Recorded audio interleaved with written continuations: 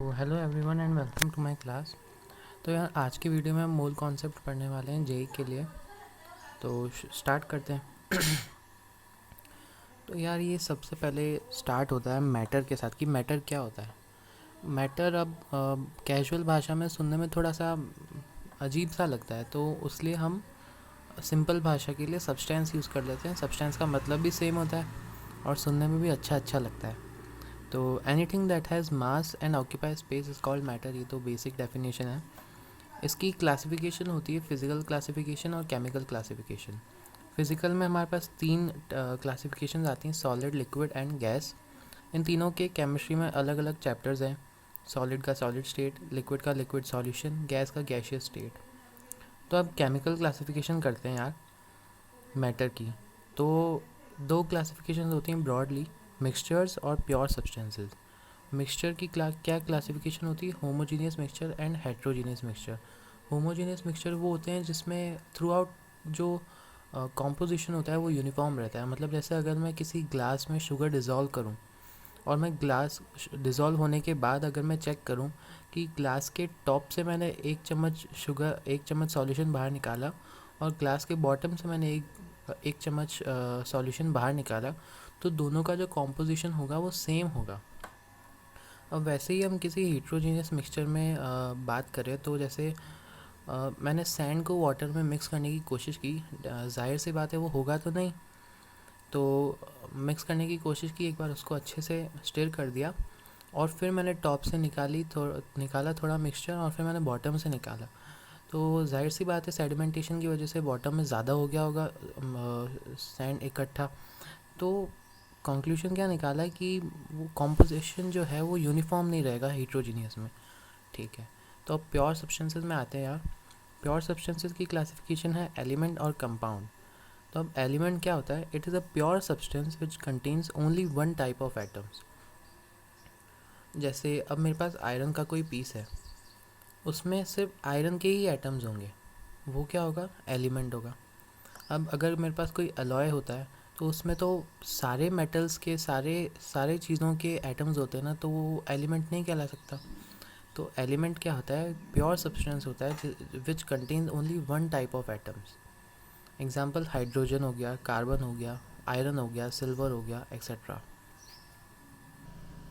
तो यार एलिमेंट्स की खास बात होती है कि they are distinguished by their atomic numbers, कि हर एटॉमिक नंबर पे एक अलग एलिमेंट होता है। 26 पे आयरन है, 21 पे स्कैंडियम है। सबके लिए हर हर एलिमेंट के लिए अलग अलग एटॉमिक नंबर होता है। तो और अगला पॉइंट ये है कि एन एलिमेंट में have to or more isotopes. Atomic number किसी का सेम हो लेकिन उसका मास नंबर अलग हो सकता है। फॉर एग्जांपल 1H1 हाइड्रोजन का, 2H1 हाइड्रोजन का ही आइसोटोप है ड्यूटेरियम, और 3H1 जो कि हम लैब में बनाते हैं वो कहते हैं उसको ट्रिटियम। इन दोनों को 1H1 और 2H1 को हम नेचर में मिलते हैं ये, और 3H1 वाला जो हम ट्रिटियम है वो हम लैब में बनाते हैं। ठीक, अब एक बहुत ही स्टार पॉइंट आने वाला है। इस पॉइंट में ये लिखा हुआ है कि in nature most elements exist in atomic form but few elements exist in molecular form. अब यार एलिमेंट है तो हमने उसकी डेफिनेशन में पढ़ा था कि same same type of atoms होने चाहिए, लेकिन कुछ एलिमेंट्स ऐसे होते हैं जिनमें जो जो मॉलिक्यूलर फॉर्म में एग्जिस्ट करते हैं। मॉलिक्यूलर फॉर्म यानी कोई दो एटम्स एक साथ जुड़े हुए हैं। फॉर एग्जांपल हाइड्रोजन H2 में एग्जिस्ट करता है, नाइट्रोजन N2 में एग्जिस्ट करता है, ऑक्सीजन O2 में, halogens F2 Cl2 Br2 I2, phosphorus P4, sulphur S8, इन सब फॉर्म में एग्जिस्ट करते हैं। तो यानी किसी क्वेश्चन में इनके लिए आए तो ये हैं तो एलिमेंट्स, लेकिन ये मॉलिक्यूलर फॉर्म में एग्जिस्ट करते हैं। सिर्फ यही एग्जिस्ट करते हैं और कोई एग्जिस्ट नहीं करता है मॉलिक्यूलर फॉर्म में। ठीक है, तो अब कंपाउंड की तरफ बढ़ते हैं यार। कंपाउंड क्या होता है, pure substances made by chemical combination of two or more elements in a fixed proportion. इसका ये तो बहुत भारी डेफिनेशन लग रही है, नहीं नहीं, लेकिन ये बहुत ईजी है। कंपाउंड एक तो क्लासिफिकेशन से हमें पता चला कि क्या है, प्योर सब्सटेंस है। अब ये प्योर सब्सटेंस जो है केमिकल कॉम्बिनेशन से बननी चाहिए, मतलब कोई रिएक्शन होनी ही होनी चाहिए of two or more elements. जाहिर सी बात है दो या दो से ज़्यादा एलिमेंट्स ही होंगे। एक होगा तो वह एलिमेंट कंसिडर कर लेंगे हम इन अ फिक्स्ड प्रोपोर्शन। अब ऐसे ही नहीं रैंडम इतना भी मास ले लिया किसी भी एटम का और मिक्स कर दिया तो वो बन जाएंगे, नहीं। Pure substances made by chemical combination of 2 और more elements in a fixed proportion are called compounds. ठीक है, जैसे H2 और O2 को हम मिलाते हैं तो हमें वाटर मिलता है, तो कोई केमिकल रिएक्शन होगी तभी हमें वाटर मिलेगा, ऐसे ही तो नहीं मिल जाएगा। H2 और O2 को हमने इलेक्ट्रोलिसिस वाले कंटेनर में रख तो दिया, अब कोई रिएक्शन ही नहीं करवा रहे हम एप्रोप्रिएट कंडीशंस लगा के, तो वो वाटर बनेगा क्या? नहीं बनेगा। इसलिए केमिकल कॉम्बिनेशन होना बहुत ज़रूरी है, और 2 या 2 से ज़्यादा एलिमेंट्स होना बहुत ज़रूरी है, और फिक्स्ड प्रपोर्शन में होने बहुत ज़रूरी है।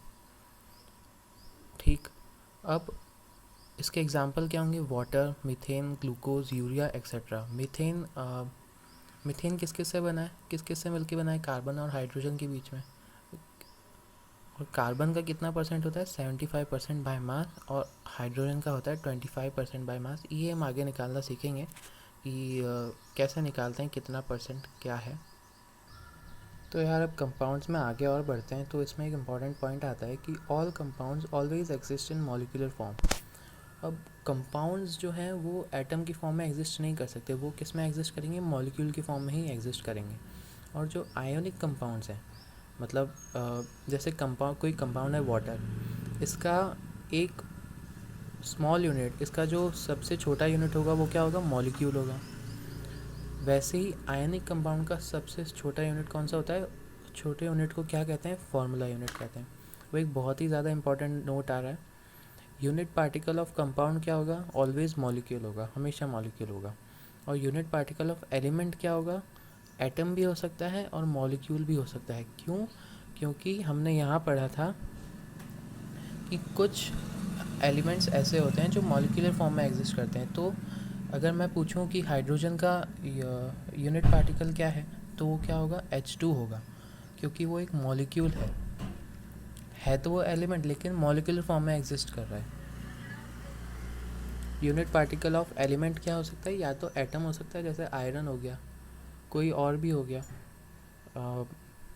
स्कैंडियम हो गया।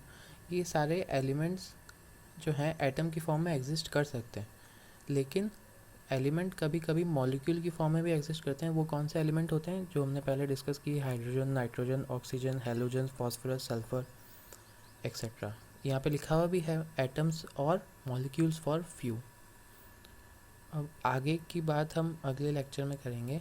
Thank you for watching. Subscribe the channel for more updates and like the video if you like my teaching.